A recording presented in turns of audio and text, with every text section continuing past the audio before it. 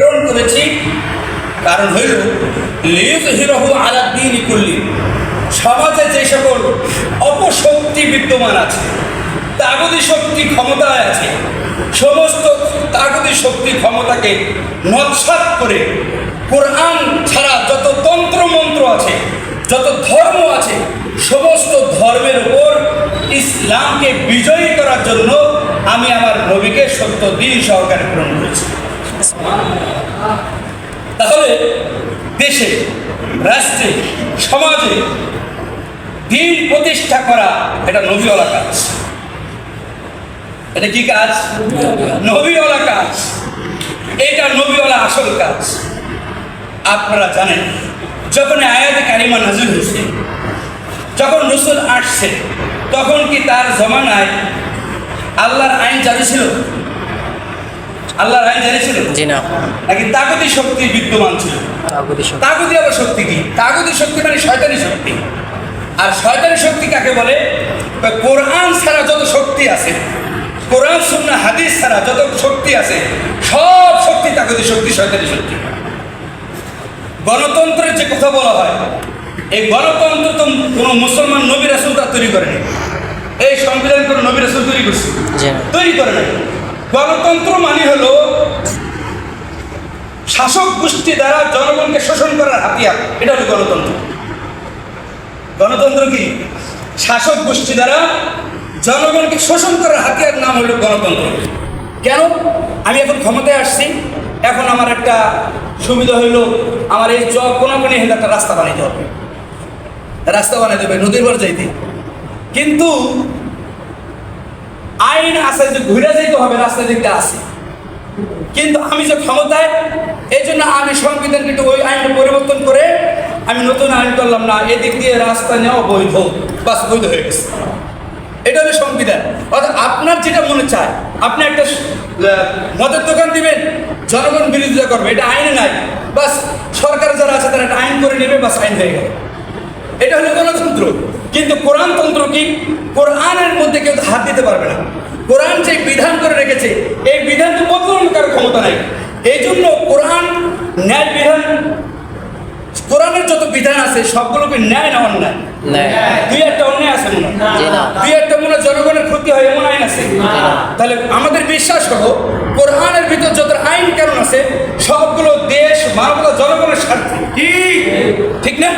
তাহলে কোরআনের বিধান যদি সংবিধান হয়, তাহলে যেই ক্ষমতায় যাক সে আর কোরআনের বিধান বদল করতে পারবে না। বিধায়ী নিজের দিকে এই কোরআনের আইন নিতে পারবে না, নিজে অন্যায় করে সেটাকে আর বৈধতা দিতে পারবে না। কিন্তু গণতন্ত্র হলো অন্যায় করেছে আমি, বাস সংবিধান পরিবর্তন করে আমি আমার বৈধতা দিয়ে দিলাম। সংবিধান, গণতন্ত্র যেটা, এটা মানুষকে শোষণ করার হাতিয়ার। যেটা আপনারা 1116 বছর দেখছেন মানুষকে তারা কিভাবে শোষণ করছে। একজন যুবলীগের নেতা 200 কোটি মার্কিন ডলার জুয়া খেলে হারছে। 200 কোটি মার্কিন ডলার জুয়া খেলে হারার পরেও তার কোনো অনুশোচনা নেই। আমার তো 50টা হারিয়ে গেলে আমার ঘুম হয় না। কি বলে? আমার 500 টাকা হারালে আমার ঘুম হয় না। বিষয়টা এরকম না। ও 200 কোটি হারার পর কোনো অনুশোচনা নেই। কারণ কি? কারণ হলো এই টাকা তার অন্য, এই টাকা রিক্সা চালকের, এই টাকা ভ্যান চালকের, এই টাকা কৃষকের, এই টাকা এই দেশের মানুষের, এই টাকা তো পাওয়ার না। ও তো সব দুর্নীতি করে সব কিছু যোগাইছে, এখন তার হারলে কি জিতলি। এই জন্য তার কোনো অনুশোচনা। ছাত্রলীগের সভাপতি 2000 কোটি টাকা সে বাংলাদেশ থেকে পাচার করে। একজন ছাত্রলীগের সভাপতি, তার ইনকামের সোর্স কি বলেন তো? ছাত্রের ইনকামের সোর্স কি? এত টাকা কোথায়? দুর্নীতির যদি কথা বলেন, যেই দুর্নীতি করা হয়, যখন 150 উপরে পদ্মা সেতু করা যেত, কল্পনা করতে পারছি। 150 উপরে পদ্মা সেতু করা যেত, যে দুর্নীতি হয়েছে। এই সমস্ত এটাকে ওদিকে আমি যাচ্ছি না। আমার মূল কথা হলো যে কোরআনের বিধান যদি সংবিধান হয় কোরআন, তাহলে সেখানে রদ বদল করার ক্ষমতা কারো নাই। কিন্তু কোরআনের বিধান রাসূলের জমানায় ছিল না। রাসূল ওই সময় আবু জাহেলের সংবিধান ছিল। কি বলে? আবু জাহেলের সংবিধান ছিল, উতবা সাহেবের সংবিধান ছিল। রাসূল কি করছে? আবু জাহেলের সংবিধান বাদ দিছে কি দেয় নাই? উতবার সংবিধান বাদ দিছে কি দেয় নাই? সকলের সংবিধান বাদ দিয়ে কোরআনের সংবিধান বাস্তবায়ন করে মদিনা রাষ্ট্রের রাষ্ট্রপ্রধান হলেন বিশ্বনবী সাল্লাল্লাহু আলাইহি ওয়াসাল্লাম। মনে করেন কি বিশ্বনবী হুজুর আবার রাজনীতি করবে, হুজুরে নামাজ পড়বে আর রোজা রাখবে আর কত খুশি করে চলবে, তসবিহ পড়বে আর দুর্নীতি চাঁদাবাজ সব আমরা করে শেষ করে দিলাম। এই সমাজের ইমাম যারা আছে, ইমামরা হলো সবচেয়ে বেশি চরিত্রবান। যদি তাই না হতো তাহলে তারা ইমাম রাখতেন না। ইমাম সাহেব যদি চরিত্র খারাপ হয় আপনি ইমাম রাখবেন? তো বুঝে শুনে তো রাখছেন, হ্যাঁ বুঝে শুনে রাখছেন না, ও তো গাঁজা খায় না, ফেন্সিডিল খায় না, খালি তো ইমাম রাখতেন না। তাহলে সব কিছু দেখে শুনে রাখছেন, মানে কি আপনি নেতা নির্বাচন করছেন, ইমাম মানে নেতা, মসজিদের নেতা নির্বাচন করছেন। কত সময়ের জন্য? 1 ঘন্টা। 5 ওয়াক্ত নামাজ পড়তে 1 ঘন্টা সময় লাগে।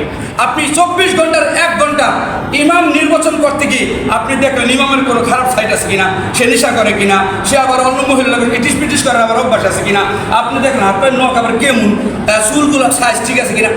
1 ঘন্টা ইমাম নেতা নির্ধারণ করতে যে কত কিছু লক্ষ্য করলেন। আর 23 ঘন্টা, বাকি 23 ঘন্টার ইমাম মানে সমাজের প্রতিনিধি, ইমাম মানে নেতা, সমাজের প্রতিনিধি নির্বাচন করতে গিয়ে আপনি একবারও যাচাই করলেন না আপনি কাকে ভোট দিচ্ছেন, কাকে নির্বাচন করছেন, তার চরিত্র ভালো কিনা, সে গাঁজা খায় কিনা, সে উল্টাপুল্টা চলে কিনা, একবার চিন্তা করছি আমরা? এটাই আমাদের ব্রেন ওয়াশ করা হয়েছে। ইংরেজরা আমাদের ব্রেন ওয়াশ করছে এইভাবে, যারা আলেম এরা খালি, যারা হুজুর এরা খালি ইমামতি করবে আর মসজিদের তসবিহ পড়বে আর এরা রাজনীতি করতে পারবে। রাজনীতি খারাপ জিনিস। আচ্ছা বলেন, রাজনীতি যদি খারাপ হয় তাহলে বিশ্বনবী খারাপ নীতি করছে? বিশ্বনবী মদিনা রাষ্ট্রের রাষ্ট্রপ্রধান। আচ্ছা রাষ্ট্রপ্রধান হলেন কেমনে রাজনীতি ছাড়া? বলেন, রাজনীতি মানে রাজনীতি, রাজনীতি মানে রাজনীতি, তাই তো? রাজনীতি বিশ্বনবী সেই দেশের রাষ্ট্রপ্রধান হয়েছেন, কোরআনের আইন বাস্তবায়ন করছেন। আমাদের এই সমাজে এখন সব জায়গায় তো কোরআনের আইন বাস্তবায়ন আছে নাই? যদি না থাকে তাহলে এই আয়াতে কারিমার অর্থ কি দাঁড়াবে? নবী তো নাই, নবী নাই, কিন্তু নবীর উম্মত আছে না? নবী তুমি আবু সাহেবের উত্তর শুনি না, তুমি ওমরের উত্তর শুনি। এই কথা যদি প্রতিটা সমাজপতি, মেম্বার, চেয়ারম্যান, যদি এমপি, রাষ্ট্রপ্রধান থেকে শুরু করে সবাই যদি এই সিদ্ধান্ত নিত, তাহলে সমাজের এত যুব সমাজ আজ নেশায় অভ্যস্ত হইত, কেউ তাদের গাড়ি দেয় না। এই জন্য যুবক যা মন চায় তাই করে। তার তো জোয়ান আছে, করতে মনে চাইবে, এটাই স্বাভাবিক। যারা 80 বছর বয়স তার আর জিনা করতে মনে চায় না, যারা 80 বছর তার আর গাঁজা খাইতে মন চায় না, খাইতে মনে চাইবে যুবকেরই। তাহলে তার তো এটা মনে চাইবেই, কিন্তু তাকে এই কথাই স্মরণ করে দিতে হবে, তুমি যদি এই সময় ওই সব জিনিস থেকে ফিরে থাকতে পারো, তুমি স্বয়ং রাসূলুল্লাহর সাথে জান্নাতে থাকতে পারবে। এই কথা যুবকদেরকে স্মরণ করে দিতে হবে। তুমি যদি এই সব থেকে ফিরে থাকতে পারো, তাহলে তুমি আল্লাহ তাআলা আরশের নিচে ছায়া পাবে। আজকে এই কথা বলেন, সমাজের কোনো রাজনীতিবিদ আপনাদেরকে কখনো শুনেছেন? কখনো শুনেন? মানে তারা ইসলামের রাজনীতি করেন, এই জন্য শুনে নেই, মুসলমানের জন্য করেন। ইসলাম আন্দোলন বাংলাদেশ সকল যুবককে এই কথা বলে জাগাতে চায়, তুমি নেশা ছাড়ো, ফেন্সিডিল ছাড়ো, ইয়াবা ছাড়ো। তোমার আসল রাস্তা কোথায়? জান্নাতের রাস্তা। তুমি ওমরের উত্তরসূরি। তুমি যদি কোনো মতে একটু টিকে থাকতে পারো, তুমি কোনো মতে যদি একটু টিকে থাকতে পারো, শেষ পরিণতি হবে তোমার জান্নাতের ঠিকানা হবে। আল্লাহ রাসূল আল্লাহ তাআলা বলেন, তাতানাজ্জালু আলাইহিমুল মালায়েকা, আল্লাহ তাআলা তোমার মৃত্যুর সময় কমসে কম 70,000 ফেরেশতা দিবে ইস্তেকবার করার জন্য, স্বাগতম জানানোর জন্য, আর জান্নাতের সুসংবাদ দিয়ে তোমাকে দুনিয়াতে তুলে দিবে ইনশাআল্লাহ। এই জন্য আমরা দিনই কাজ করতে রাজি আছি ইনশাআল্লাহ। যে কোনো কাজ আমরা এগিয়ে থাকবো, যে কোনো কাজ ভয় নেই। যে ভয় করে তাকেই ভয় দেখানো হয়, আর যে ভয় করে না তাকে কেউ ভয় দেখাতে পারে না।